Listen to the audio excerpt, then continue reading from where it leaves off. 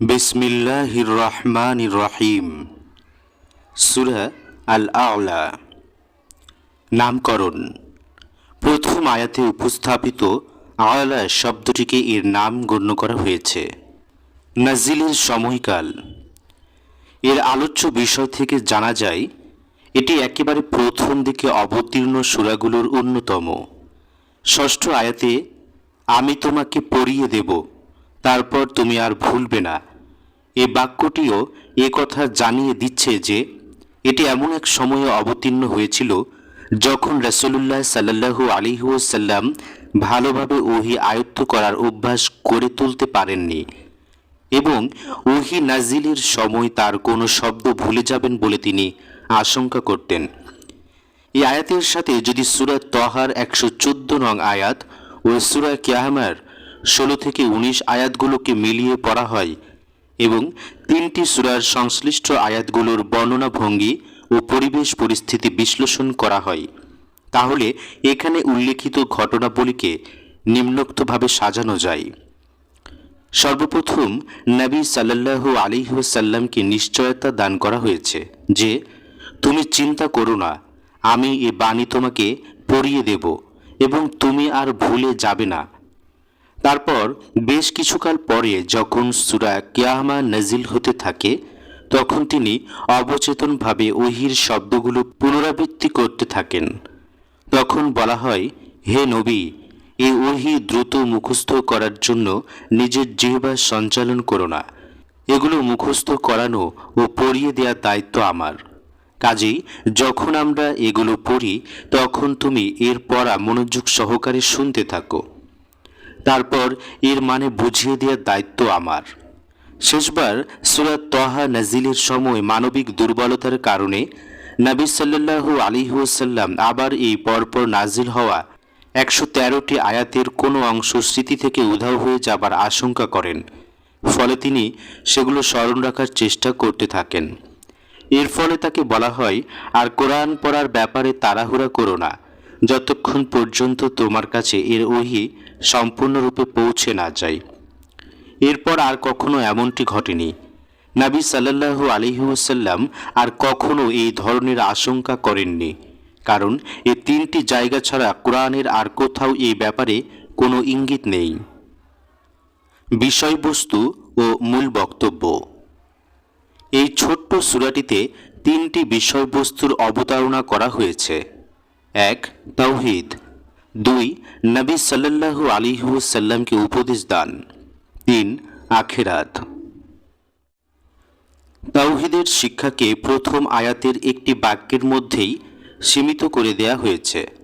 বলা হয়েছে, আল্লাহর নামে তাসবিহ পাঠ করো, অর্থাৎ তাকে এমন কোনো নামে স্মরণ করা যাবে না যার মধ্যে কোনো প্রকার ত্রুটি, অভাব, দোষ, দুর্বলতা বা সৃষ্টির সাথে কোনো দিক দিয়ে কোনো প্রকার মিল রয়ে গেছে। কারণ দুনিয়ায় যতগুলো ভ্রান্ত আকীদার জন্ম হয়েছে তার সবগুলোর মূলে রয়েছে আল্লাহ সম্পর্কিত কোনো না কোনো ভুল ধারণা। আল্লাহর পবিত্র সত্তার জন্য কোনো ভুল ও বিভ্রান্তিকর নাম অবলম্বন করার মাধ্যমে এই ভুল ধারণাগুলো বিকশিত হয়েছে।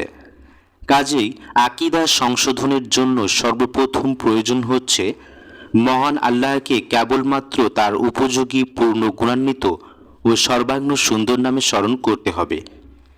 এরপর তিনটি আয়াতে বলা হয়েছে, তোমাদের এমন এক রবের তাসবিহ পাঠ করার হুকুম দেয়া হয়েছে যিনি বিশ্বজাহানের প্রতিটি জিনিস সৃষ্টি করেছেন, তার মধ্যে সমতা কায়েম করেছেন, তার ভাগ্য তথা তার ক্ষমতাগুলোর সীমারেখা নির্ধারণ করেছেন এবং যেই কাজের জন্য তাকে সৃষ্টি করা হয়েছে তা সম্পন্ন করার পথ তাকে বাতলে দিয়েছেন। তোমরা নিজের চোখে তার ক্ষমতার বিস্ময়কর ও বিচিত্র প্রকাশ দেখে চলছ। তিনি মাটির বুকে উদ্ভিদ ও গাছপালা উৎপন্ন করেন, আবার সেগুলোকে প্রাণহীন আবর্জনায় পরিণত করেন। তিনি ছাড়া আর কেউ বসন্তের সজীবতা আনার ক্ষমতা রাখেন না, আবার পাতা ঝরা শীতের আগমন রোধ করার ক্ষমতাও কারো নেই। তারপর দুটি আয়াতে রাসূলুল্লাহ সাল্লাল্লাহু আলাইহি ওয়াসাল্লামকে উপদেশ দেয়া হয়েছে। বলা হয়েছে, এই যে কোরআন তোমার প্রতি নাজিল হচ্ছে এর প্রতিটি শব্দ কিভাবে তোমার মুখস্থ থাকবে এ ব্যাপারে তুমি কোনো চিন্তা করো না। একে তোমার স্মৃতিপটে সংরক্ষিত করে দেয়া আমার কাজ। একে তোমার স্মৃতিপটে সংরক্ষিত রাখার পেছনে তোমার নিজস্ব কোনো কৃতিত্ব নেই, বরং এটা আমার মেহেরবানির ফল। নয়তো আমি চাইলে তোমার স্মৃতি থেকে একে মুছে ফেলতে পারি। এরপর রাসূলুল্লাহ সাল্লাল্লাহু আলাইহি ওয়াসাল্লামকে বলা হয়েছে, প্রত্যেক ব্যক্তিকে সঠিক পথে পরিচালিত করার দায়িত্ব তোমাকে দেয়া হয়নি, বরং তোমার কাজ হচ্ছে শুধুমাত্র সত্যের প্রচার। আর এই প্রচারের সরল পদ্ধতি হচ্ছে, যে ব্যক্তি উপদেশ শুনতে ও তা মেনে নিতে প্রস্তুত থাকে তাকে উপদেশ দাও, আর যে ব্যক্তি তাতে প্রস্তুত নয় তার পেছনে লেগে থাকার প্রয়োজন নেই। যার মনে ভুল পথে চলার অশুভ পরিণামের ভয় থাকবে সে সত্য কথা শুনে তা মেনে নেবে, এবং যে দুর্ভাগা তা শুনতে ও মেনে নিতে চাইবে না সে নিজের চোখে নিজের অশুভ পরিণাম দেখে নেবে। সবশেষে বক্তব্যের সমাপ্তি টেনে বলা হয়েছে, সাফল্য কেবল তাদের জন্য যারা আকীদা, বিশ্বাস, কর্ম ও চরিত্রে পবিত্রতা ও নিষ্কুশলতা অবলম্বন করবে এবং নিজেদের রবের নাম স্মরণ করে নামাজ পড়বে। কিন্তু লোকেরা শুধুমাত্র এই দুনিয়ার আরামায়েশ এবং এর স্বার্থ ও আশা আনন্দের চিন্তায় বিভোর হয়ে আছে, অথচ তাদের আসলে আখিরাতের চিন্তা করা উচিত। কারণ এই দুনিয়া তো ক্ষণস্থায়ী, অন্যদিকে আখিরাত চিরস্থায়ী। আর দুনিয়ার নিয়ামতের তুলনায় আখিরাতের নিয়ামত অনেক বেশি ও অনেক উন্নত পর্যায়ের। এ সত্যটি কেবল কোরআনেই বর্ণনা করা হয়নি, হজরত ইব্রাহিম আলাইহিসসালাম ও হজরত মুসা আলাইহিসসালামের শরীফাসমূহেও মানুষকে এই একই সত্যের সন্ধান দেয়া হয়েছিল। প্রিয় দর্শক, আপনারা শুনছেন তাফহিমুল কুরআন বাংলা চ্যানেল থেকে সূরা আল আ'লা। সাথে আমি আছি মাহমুদুল হাসান শাহিদ। আপনারা যারা এখনও আমার এই চ্যানেলটি সাবস্ক্রাইব করেননি তারা অবশ্যই সাবস্ক্রাইব করবেন এবং পাশে থাকা বেল আইকনটি অন করে রাখবেন, যাতে নতুন কোনো ভিডিও আপলোড করা মাত্রই আপনি নোটিফিকেশন পেয়ে যেতে পারেন। সূরা আল আ'লা মক্কায় অবতীর্ণ, আয়াত 19, রুকু 1। আউযু বিল্লাহি মিনাশ শাইতানির রাজীম। বিসমিল্লাহির রহমানির রহিম। পরম করুণাময় মেহেরবান আল্লাহর নামে। সাব্বিহ ইসমা রাব্বিকাল আ'লা আল্লাযী খালাকা ফাসাওয়া ওয়াল্লাযী قدر فهدى والذي أخرج المرعى فجعل له غثاء أحوى। বাংলা অনুবাদ। হে নবী, তোমার সুমহান রবের নামের তাসবিহ পাঠ করো, যিনি সৃষ্টি করেছেন এবং সমতা কায়েম করেছেন, যিনি তাকদীর গড়েছেন তারপর পথ দেখিয়েছেন, যিনি উদ্ভিদ উৎপন্ন করেছেন তারপর তাদেরকে কালো আবর্জনায় পরিণত করেছেন। ব্যাখ্যা ও বিশ্লেষণ। টিকা 1। এর শাব্দিক অনুবাদ হবে, তোমার সুমহান রবের নামকে পবিত্র ও মহিমাময় করো। এর কয়েকটি অর্থ হতে পারে এবং সবকটি এখানে প্রযোজ্য। 1, আল্লাহকে এমন নামে স্মরণ করতে হবে যা তার উপযোগী। তার মহান সত্তার সাথে এমন নাম সংযুক্ত না করা উচিত যা অর্থের দিক দিয়ে তার অনুপযোগী এবং তার জন্য প্রযোজ্য নয়, অথবা যে নামে তার জন্য কোনো ত্রুটি, অমর্যাদা বা শিরকের চিহ্ন পাওয়া যায়, অথবা যাতে তার সত্তা, গুণাবলী বা কার্যাবলী সম্পর্কে কোনো ভুল বিশ্বাস পাওয়া যায়। এই জন্য কোরআন মাজিদে আল্লাহ নিজেই নিজের জন্য যেসব নাম ব্যবহার করেছেন, অথবা অন্য ভাষায় এই নামগুলোর সঠিক অনুবাদ যে শব্দগুলোর মাধ্যমে প্রকাশিত হয়েছে, সেগুলো ব্যবহার করাই হবে সবচেয়ে বেশি সংরক্ষিত পদ্ধতি। 2, সৃষ্টির জন্য যেসব নাম নির্ধারিত রয়েছে সেগুলো আল্লাহর জন্য ব্যবহার করা অথবা আল্লাহর জন্য ব্যবহৃত নামগুলো সৃষ্টির জন্য ব্যবহার করা যাবে না। আর যদি এমন কিছু গুণবাচক নাম থাকে যেগুলো শুধু আল্লাহর জন্য বিশেষভাবে ব্যবহৃত না হয়ে থাকে, বরং বান্দার জন্য সেগুলোর ব্যবহার বৈধ হয়, যেমন রৌফ পরম স্নেহশীল, রহিম পরম করুণাময়, করিম মেহেরবান, সামি সবকিছু শ্রবণকারী, বসির সর্বদ্রষ্টা ইত্যাদি, তাহলে এই ক্ষেত্রে সতর্কতা অবলম্বন করতে হবে। অর্থাৎ আল্লাহর জন্য এই শব্দগুলো যেভাবে ব্যবহার করা হয়, বান্দার জন্য ঠিক সেভাবে ব্যবহার করা যাবে না। 3. পরম শ্রদ্ধা, ভক্তি ও মর্যাদা সহকারে আল্লাহর নাম উচ্চারণ করতে হবে। এমন কোনো পদ্ধতিতে বা এমন কোনো অবস্থায় আল্লাহর নাম উচ্চারণ করা যাবে না যা তার প্রতি মর্যাদাবোধের পরিপন্থী, যেমন হাসি ঠাট্টা করতে করতে মলমূত্র ত্যাগকালে অথবা কোনো গুনাহ করার সময় তার নাম উচ্চারণ করা, অথবা এমন লোকদের সামনে তার নাম উচ্চারণ করা যারা তা শুনে বেয়াদবি করতে থাকবে। এমন মজলিসেও তার নাম বলা যাবে না যেখানে লোকেরা অশালীন কাজে লিপ্ত থাকে এবং তার নাম উচ্চারিত হবার সাথে সাথে তারা বিদ্রূপ করতে থাকবে।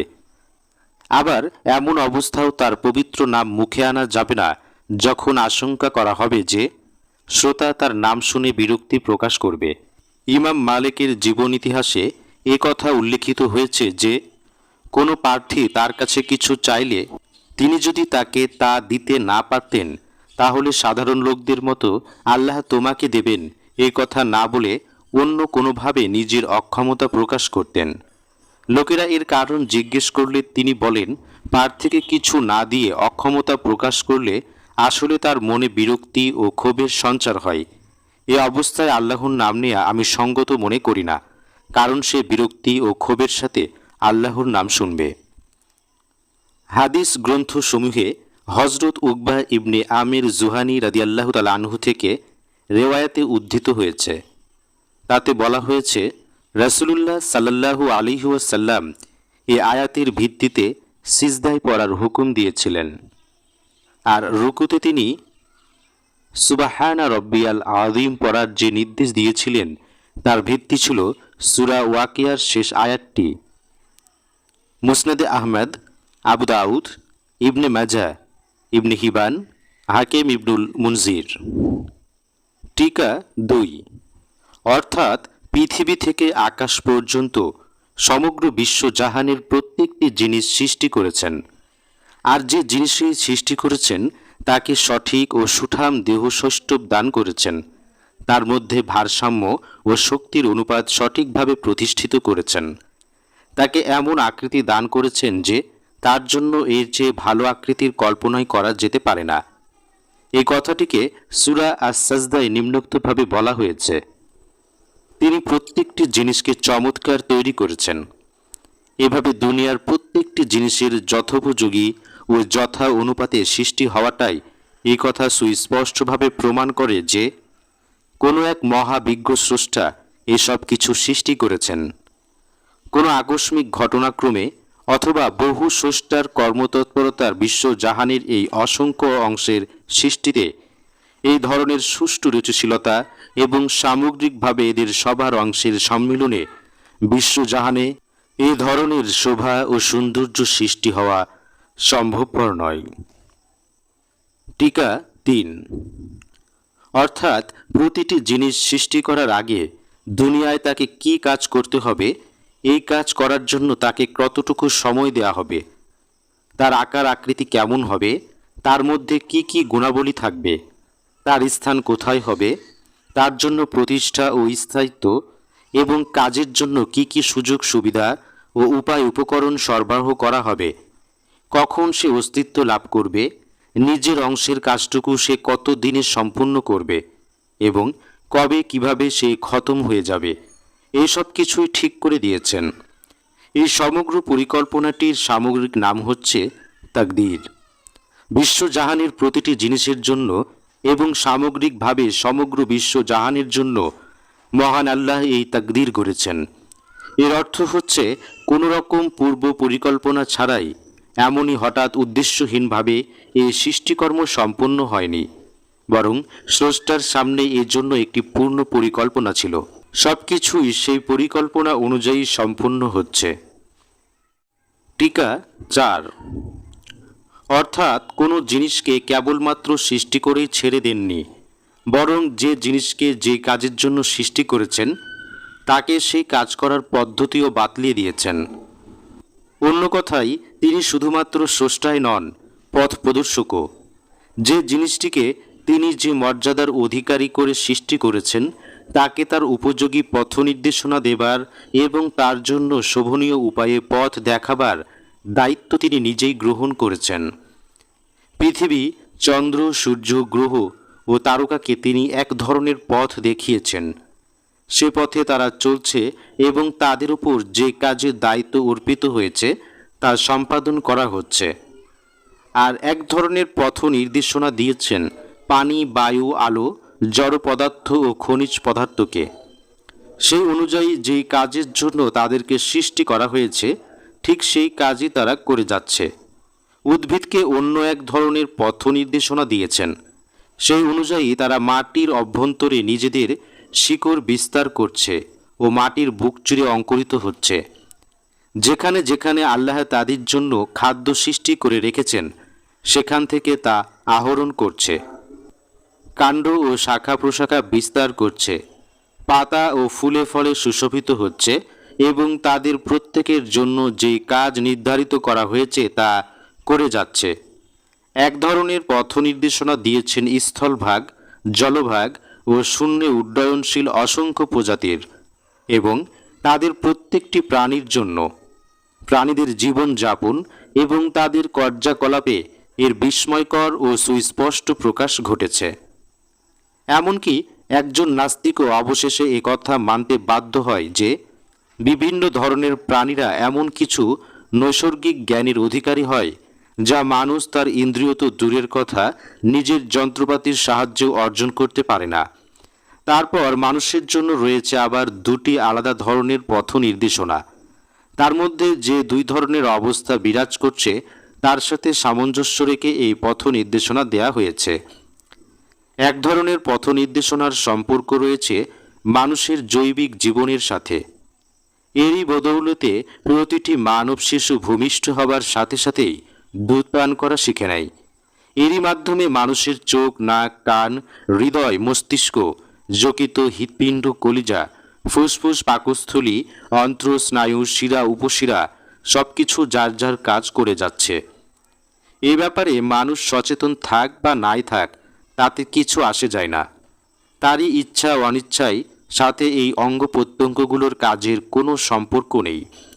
এই পথ নির্দেশনার আওতাধীনেই মানুষের মধ্যে শৈশব, কৈশোর, যৌবন, পৌরত্ব ও বার্ধক্য অবস্থায় এমন সব শারীরিক ও মানসিক পরিবর্তন আসতে থাকে যা কোথাও এবং কোনো ক্ষেত্রে তার ইচ্ছা, সংকল্প, আশা, আকাঙ্ক্ষা এমনকি তার চেতনা শক্তিরও মুখাপেক্ষী নয়।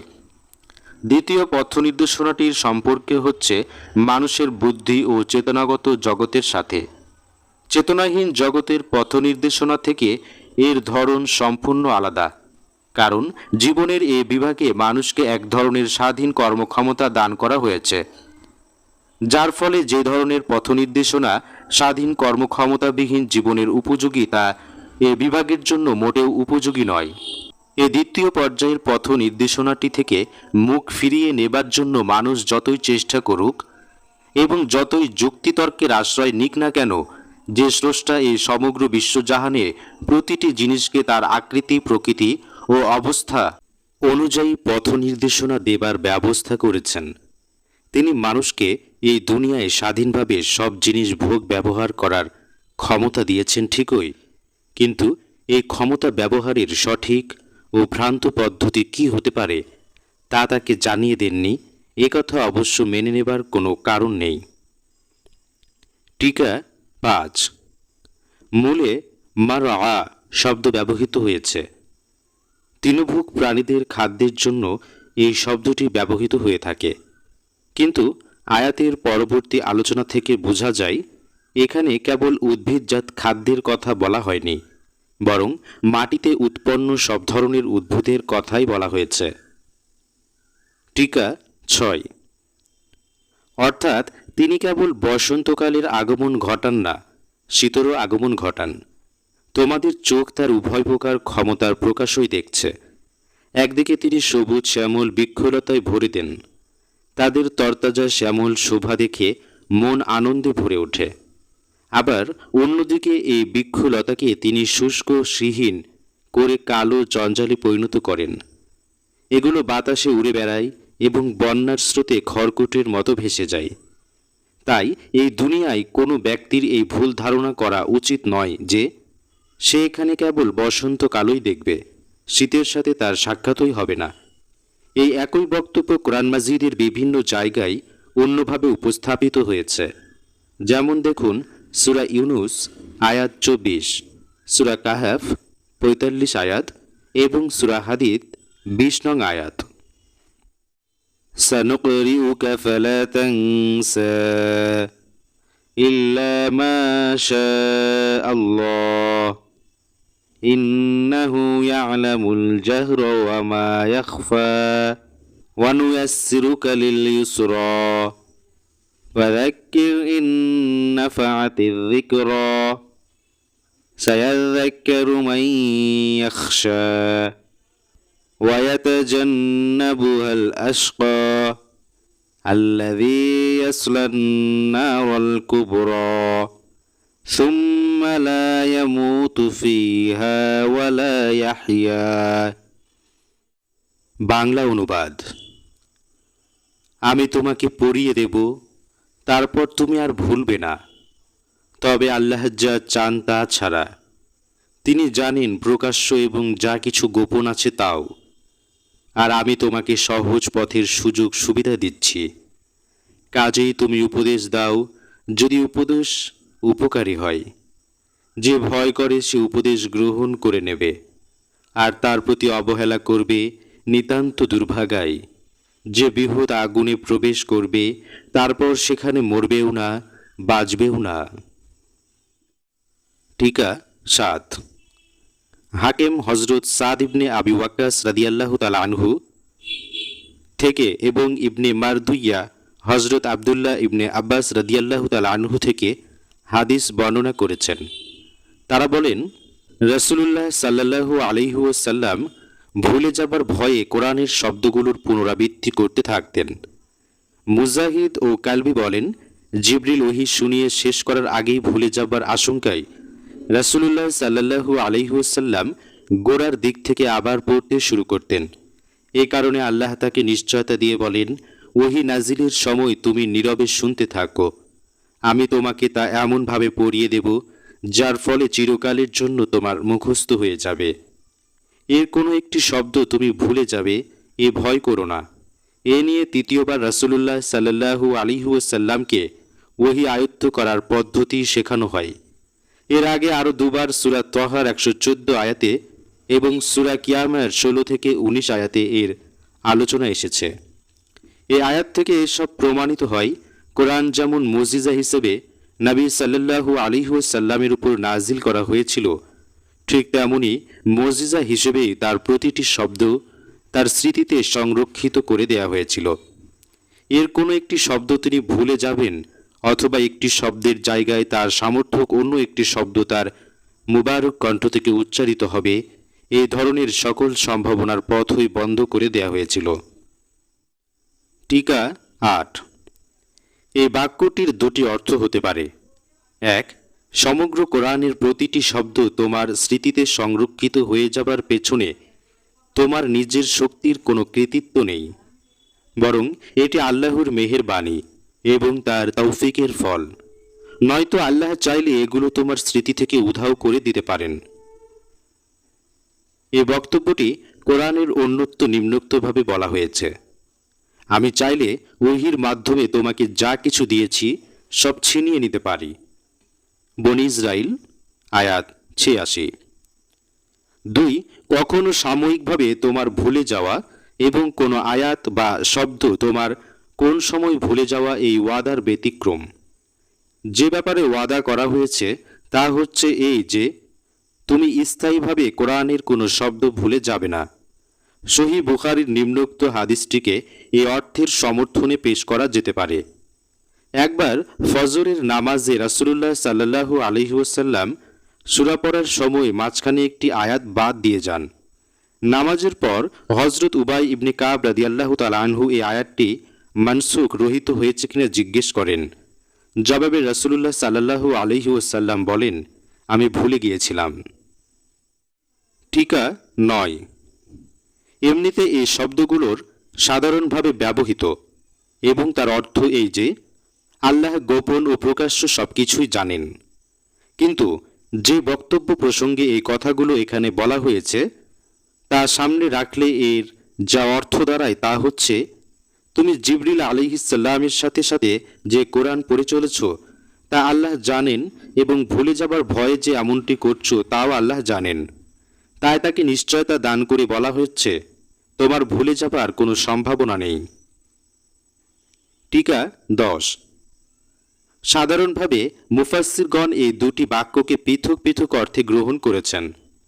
তারা প্রথম বাক্যের অর্থ করেছেন, আমি তোমাদেরকে একটি সহজ শরিয়াত দিচ্ছি, এ শরিয়াত অনুযায়ী কাজ করা সহজ। আর দ্বিতীয় বাক্যটির অর্থ করেছেন উপদেশ দ্বন্দ্ব, যদি তা কাজে লাগে। কিন্তু আমার মতে ফাযাক্কির শব্দটি উভয় বাক্যকে পরস্পর সংযুক্ত করে দিয়েছে এবং শেষের বাক্যটির বিষয়বস্তু প্রথম বাক্যটির বিষয়বস্তুর উপরই স্থাপিত হয়েছে। তাই আল্লাহর এই বাণীটির অর্থ আমি যা বুঝেছি তা হচ্ছে, হে নবী, দিন প্রচারের ব্যাপারে আমি তোমাকে কোনো সংকটের মুখোমুখি করতে চাই না। যার শ্রবণ শক্তি নেই তাকে শোনাতে হবে এবং যার দৃষ্টিশক্তি নেই তাকে দেখাতে হবে। এই ধরনের সংকটে তোমাকে ফেলতে চাই না, বরং তোমার জন্য একটি সহজ পথ তৈরি করে দিচ্ছে, যে পথটি হচ্ছে যেখানে তুমি অনুভব করো কেউ উপদেশ গ্রহণ করতে এবং তা থেকে উপকৃত হতে প্রস্তুত, সেখানে উপদেশ দিতে থাকো। এখন কে উপদেশ থেকে উপকৃত হতে এবং কে উপকৃত না হতে চায় তার সন্ধান পাওয়া যেতে পারে সাধারণ প্রচারের মাধ্যমেই। কাজেই সাধারণ প্রচার জারি রাখতে হবে, কিন্তু সেখানে তোমাদের উদ্দেশ্য হবে এমন সব লোকদের খুঁজে বের করা যারা এর সাহায্যে উপকৃত হয়ে সত্য সরল পথ অবলম্বন করবে। এসব লোকই তোমাদের দৃষ্টি আকর্ষণ করার অধিকার রাখে এবং এদের শিক্ষা দীক্ষার প্রতি তোমাদের দৃষ্টি দিতে হবে। এদেরকে বাদ দিয়ে এমন সব লোকের পেছনে পড়ার তোমাদের কোনো প্রয়োজন নেই যাদের ব্যাপারে অভিজ্ঞতার মাধ্যমে তোমরা জানতে পেরেছ যে তারা উপদেশ গ্রহণ করতে চায় না। প্রায় এই একই ধরনের বিষয়বস্তু সূরা আবাসায় অন্যভাবে বর্ণনা করা হয়েছে। সেখানে বলা হয়েছে, যে ব্যক্তি বেপরোয়া ভাব দেখায় তার প্রতি তুমি দৃষ্টি দিচ্ছ, অথচ সে সংশোধিত না হলে তোমার উপর তার কি দায়িত্ব বর্তায়? আর যে ব্যক্তি নিজে তোমার কাছে দৌড়ে আসে এবং সে দৌড়রত রয়েছে তার প্রতি তুমি অনাগ্রহ দেখাচ্ছ, এ তো একটি উপদেশ, যে চায় এটা গ্রহণ করতে পারে। টিকা 11। অর্থাৎ যে ব্যক্তির মনে আল্লাহর ভয় এবং খারাপ পরিণতির আশঙ্কা থাকবে সেই ভাবতে থাকবে যে সে ভুল পথে যাচ্ছে কিনা, এবং সেই ব্যক্তি হেদায়াত ও গোমরাহির পার্থক্য এবং সাফল্য ও সৌভাগ্যের পথের সন্ধান দানকারীর উপদেশ মনোযোগ সহকারে শুনবে। টিকা 12। অর্থাৎ তার মৃত্যু হবে না, যার ফলে আযাব থেকে রেহাই পাবে না, আবার বাঁচার মতো বাঁচবেও না, যার ফলে জীবনের কোনো স্বাদ আহ্লাদও পাবে না।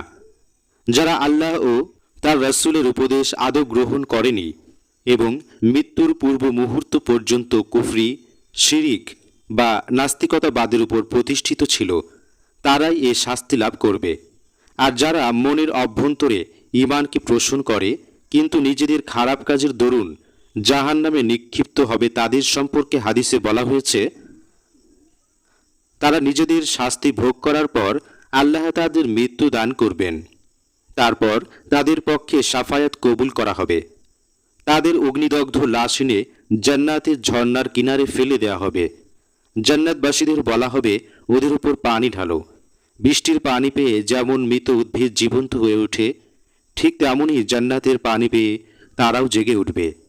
এই সম্পর্কিত হাদিস মুসলিমে হযরত আবু সাঈদ খুদরি রাদিয়াল্লাহু তাআলা আনহু থেকে এবং বাজ্জারে হযরত আবু হুরায়রা রাদিয়াল্লাহু তাআলা আনহু থেকে বর্ণিত হয়েছে।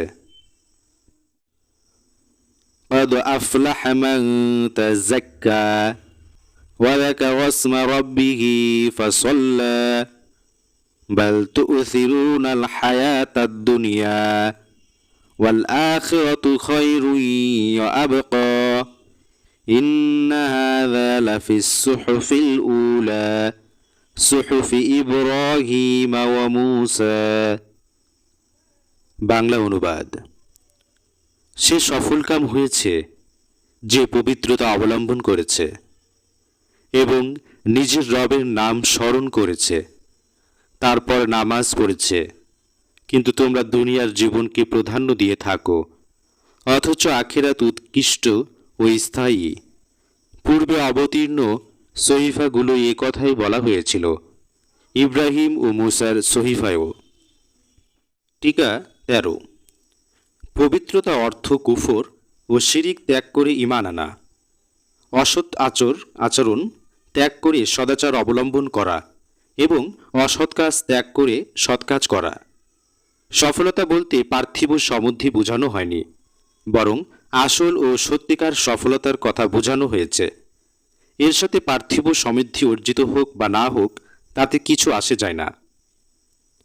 টিকা 14। স্মরণ করা বলতে আল্লাহকে মনে মনে স্মরণ করা এবং মুখে তা উচ্চারণ করাও বোঝানো হয়েছে।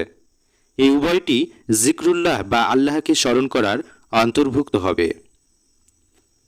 টিকা 15। অর্থাৎ কেবল স্মরণ করেই ক্ষান্ত হয়নি, বরং নিয়মিত নামাজও পড়ে সে প্রমাণ করেছে যে যা আল্লাহকে সে নিজে ইলাহা বলে মেনে নিয়েছে, কার্যত তার আনুগত্য করতেও সে প্রস্তুত এবং তাকে সর্বক্ষণ স্মরণ করার জন্য সে ব্যবস্থা অবলম্বন করছে। এ আয়াতে পর্যায়ক্রমে দুটি কথা বলা হয়েছে। প্রথমে আল্লাহকে স্মরণ করা, তারপর নামাজ পড়া। এ অনুযায়ী আল্লাহু আকবার বলে নামাজ শুরু করার পদ্ধতি অবলম্বন করা হয়েছে। রাসূলুল্লাহ সাল্লাল্লাহু আলাইহি ওয়াসাল্লাম নামাজের যে পদ্ধতির প্রচলন করেছেন তার সকল অংশই যে কোরআনের ইশারা ইঙ্গিত থেকে গৃহীত, এটি তার অসংখ্য প্রমাণের অন্যতম। কিন্তু আল্লাহর রাসূল ছাড়া অন্য কোনো ব্যক্তির পক্ষে এই ইঙ্গিতগুলো জমা করে নামাজকে এ আকারে সাজানো কোনো ক্রমেই সম্ভবপর ছিল না। টিকা 16। অর্থাৎ দুনিয়া ও তার আরাম আয়েশ এবং তার স্বার্থ ও আনন্দ স্বাদ লাভ করার জন্যই তোমাদের সমস্ত চিন্তা ও কর্ম প্রচেষ্টা উৎসর্গিত। তোমরা মনে করে থাকো এখানে যা কিছু পাওয়া যায় তাই নিট লাভ, এবং এখানে যা থেকে বঞ্চিত হও তাই তোমাদের জন্য আসল ক্ষতি। টিকা 17। অর্থাৎ আখিরাত দুদিক দিয়ে দুনিয়ার মোকাবেলায় অগ্রাধিকার পাওয়ার যোগ্য। প্রথমত তার সুখ স্বাচ্ছন্দ্য আরাম আয়েশ দুনিয়ার সমস্ত নিয়ামতের চাইতেও অনেক বেশি ও অনেক উচ্চ পর্যায়ের। দ্বিতীয়ত দুনিয়া ধ্বংসশীল এবং আখিরাত চিরস্থায়ী। টিকা 18। এই দ্বিতীয়বারের মতো কোরআনে হজরত ইব্রাহিম আলাইহিসসাল্লাম ও হজরত মুসা আলাইহিসসাল্লামের সহিফা শিক্ষার বরাত দেয়া হয়েছে। এর আগে সূরা আন-নাজমের 3য় রুকুতে আর একবার এই ধরনের বরাত দেয়া হয়েছে। সমাপ্ত। প্রিয় দর্শক, আপনারা শুনলেন তাফহিমুল কোরআন থেকে সূরা আল আ'লার শানে নুজুল ব্যাখ্যা বিশ্লেষণ সহ সম্পূর্ণ বিস্তারিত। তো আমি আশা করছি আপনাদের ভিডিওটি অনেক ভালো লেগেছে এবং নতুন অনেক কিছু শিখতে পেরেছেন, যেটি হয়তো বা আগে জানা ছিল না, অথবা জানা থাকলেও সেটি রিভাইজ করতে পেরেছেন। তো ভিডিওটি ভালো লেগে থাকলে অবশ্যই আমাদের ভিডিওতে একটি লাইক দেবেন এবং কমেন্ট করে আপনার মতামত অবশ্যই জানাবেন। আপনাদের কমেন্টগুলো আমাদেরকে নতুন করে কাজের অনুপ্রেরণা যোগায়। এবং আমাদের এই চ্যানেলটি যদি এখনও সাবস্ক্রাইব করে না থাকেন তাহলে অবশ্যই সাবস্ক্রাইব করবেন এবং পাশে থাকা বেল আইকনটি অন করে রাখবেন, যাতে নতুন কোনো ভিডিও আপলোড করা মাত্রই আপনি নোটিফিকেশন পেয়ে যেতে পারেন। এবং আমাদের এই ভিডিওগুলো আপনার সহকর্মী সহযোগীদের কাছে বেশি বেশি করে শেয়ার করবেন, যাতে দিনের এই আলোটা আমরা সর্বত্র ছড়িয়ে দিতে পারি। আমরা অনেকেই হয়তোবা কোরআনের পিছনে সময়টা সেভাবে দিতে পারি না, তো আমরা চেষ্টা করছি যে অনলাইনের মাধ্যমে যাতে মানুষের কাছে এটি অনেক সহজ হয়ে যায়। তো সেই সহযোগিতা আপনারা করবেন ইনশাল্লাহ, এতটুকু আমরা আশা রাখি। আজকে এখানে বিদায় নিচ্ছি, পরবর্তীতে আবার নতুন কোনো ভিডিওতে কথা হবে। ততদিন সকলে ভালো থাকবেন, সুস্থ থাকবেন এবং তাফহিমুল কোরআন বাংলা চ্যানেলের সঙ্গেই থাকবেন। আসসালামু আলাইকুম ওয়া রাহমাতুল্লাহি ওয়া বারাকাতুহু।